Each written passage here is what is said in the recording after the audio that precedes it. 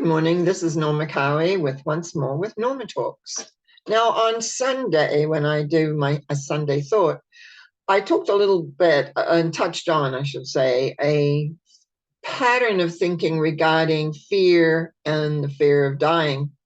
And I thought I would expand a little bit more on that today, talking about what to expect. I mentioned on Sunday that I used to be a person that always needed a map. Where was I going? Where was I heading? And I always traveled with a map, and for many, many years did a lot of traveling, road traveling in particular. So then as time went on and I had more faith, more understanding, more awareness, what I began to do is not have a map, just know, oh, that's where we're heading. Let's go. The signpost will lead the way, basically. And that's very much like life, I think, is that we can't know all the ins and outs of what life is and where it goes and what's happening. But one thing we do know, we hear the phrase, the two things we know for sure is death and taxes. Death, we do know. Taxes, maybe. Some people seem to know how to get around that. But that's a whole different story. I was fortunate in that I was introduced to past life regression work fairly early in my world and in my work, in my understanding. And via workshops that I took, but then workshops that I did and led, whether they were also personal ones, I began to put together how the death process works.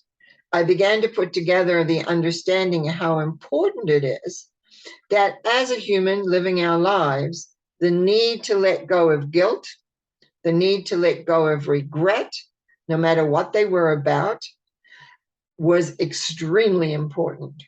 Now, I talked on Sunday about how people seem to be afraid. Right now, there's so much fear in our world, and so many of my clients come where they're just so anxious and fearful and scared to make a move, and it's very hurtful to me to see that. But the thing is, when you come to the end of your life, and it can be of any age, death comes to many people at many times. We hear of children, we hear of teenagers, we hear of 20-year-olds, 30-year-olds, 40-year-olds, 50-year-olds, etc. When we get older, we know we're closer to that at some point. At some point, we're going to leave this body behind. And some people are incredibly healthy right to the minute. They just all of a sudden gone.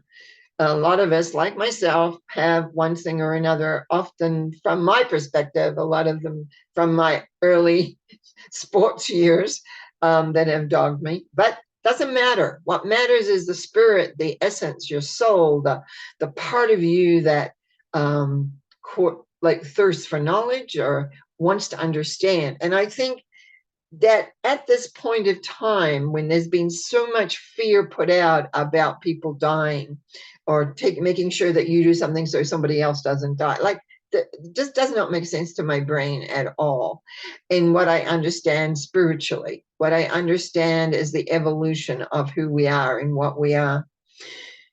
But let's take a look at what I learned from doing many, many regressions and coming to an understanding that in the regression, it's not about sightseeing all the different lives of what you've done, of which there are many, and some exciting and some are different.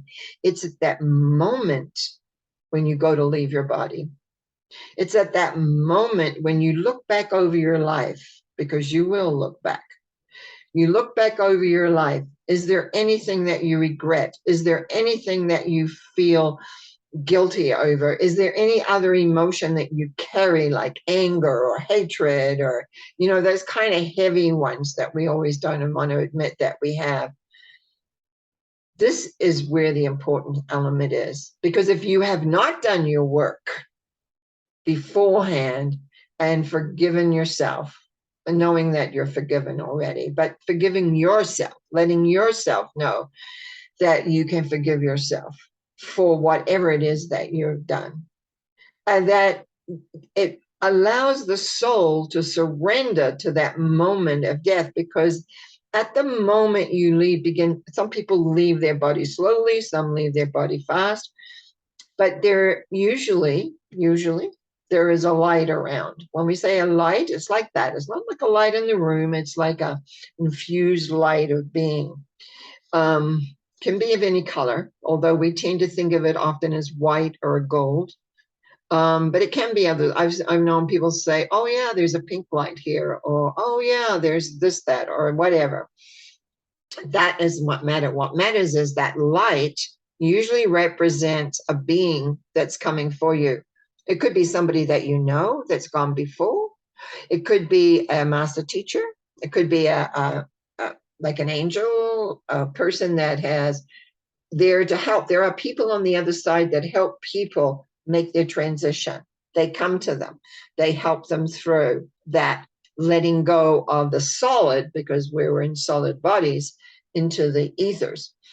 Now, the soul is important because your evolution, when you go to leave this world and this body, that you will go to the vibration of your spiritual awareness, which is your soul.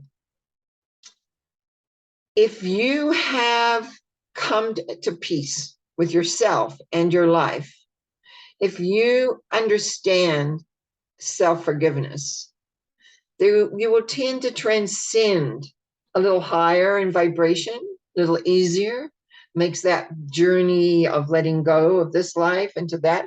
A lot of it is learning how to let go.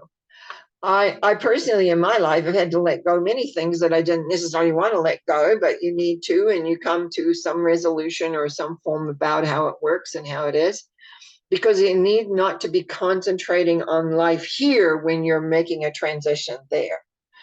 You can, when you get there, you can look back and say, oh yeah, okay, I could have done this, that, or the other. But at that moment of having to let go, you need to be able to surrender. Now, that's a word I personally did not like for many, many years. People would say to me, you know, Norma, you've got to learn to surrender. And I would get mad. What do you mean surrender? You know, I know I'm fighting my way through this. But as I got older and as I did more work with people, I began to realize the importance of surrendering to the love vibration, surrendering to the process that you're involved in, surrendering to whatever's happening so that you can rise, and I'm going to use the word rise above. In other words, you're not mixed up with all the emotions of it. And so consequently, you can move into a whole different way and a whole different place.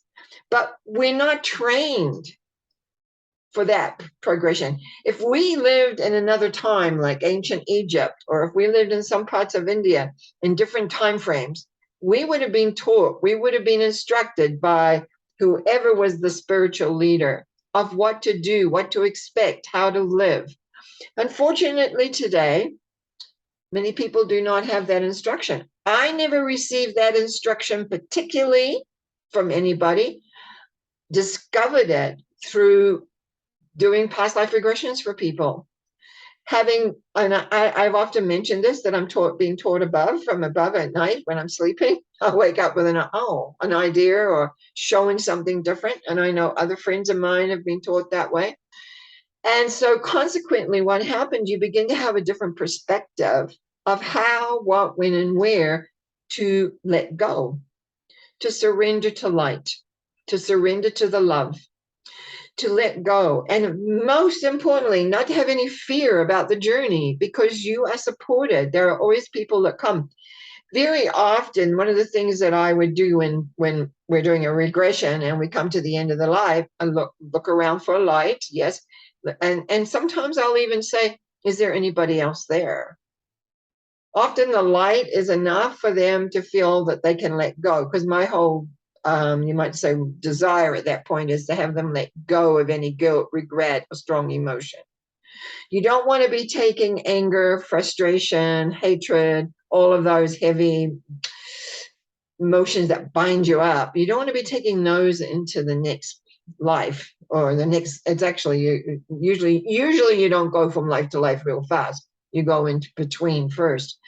But I have had experiences in myself where I did that, where I just jumped from one life to another life without the in between. And what ends up happening is you keep recreating the same old stuff.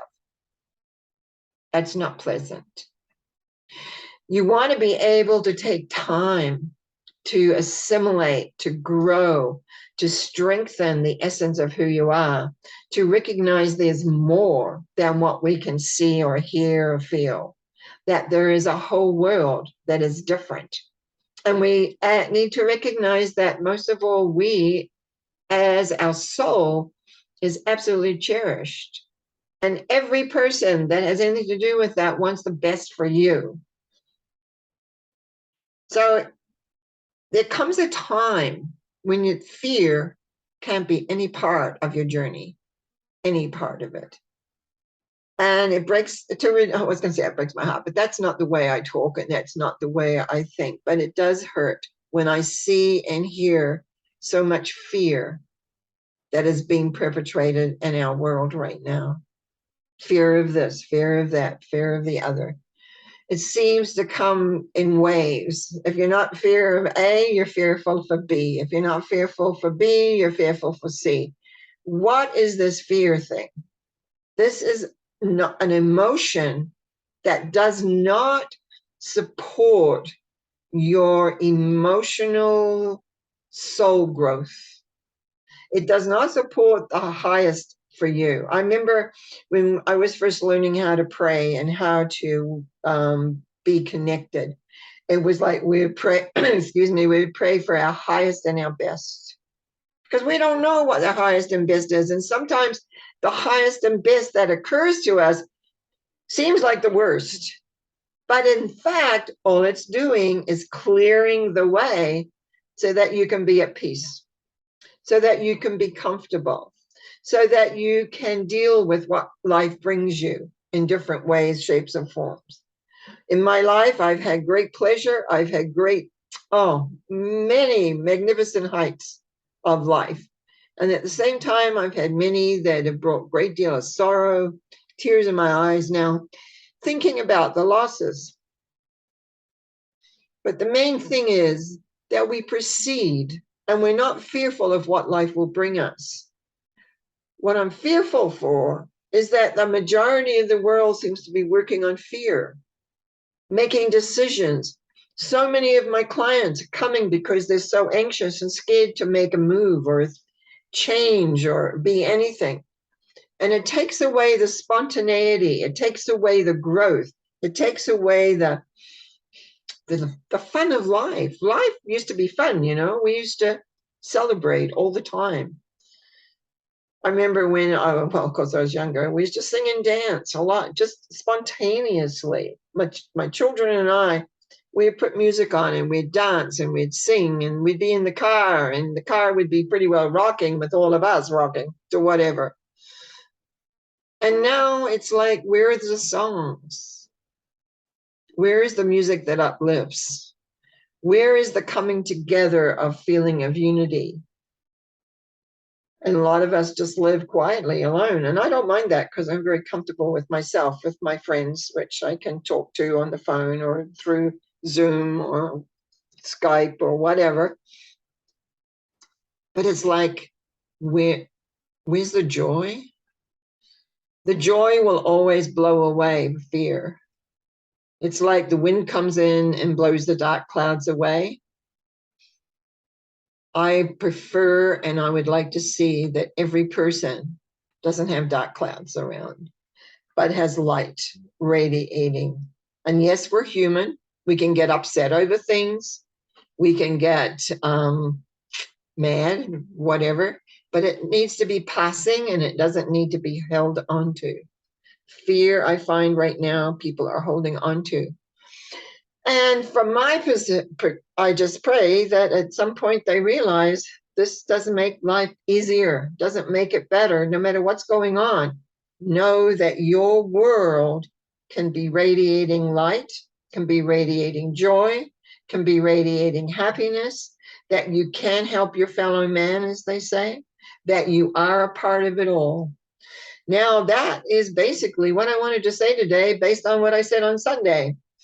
I know that you will create whatever it is you want to create, but I just want you to be at the end of your world, realizing that you're at peace with you and your transition into the light, into the love that awaits you, into the wonder of all who are there to greet you on the other side, because you're not alone. It's not like you're going into the nothingness, which often people think. It's not like that at all. You are helped, you are welcomed, you are loved for you. And then, of course, the next journey begins. So you have a great week. I will be back on Sunday and again on Monday night for mental mind treatments. Thank you for your support. Thank you for your subscriptions. Thank you for your comments. And I wish you well. Be happy. And thank you.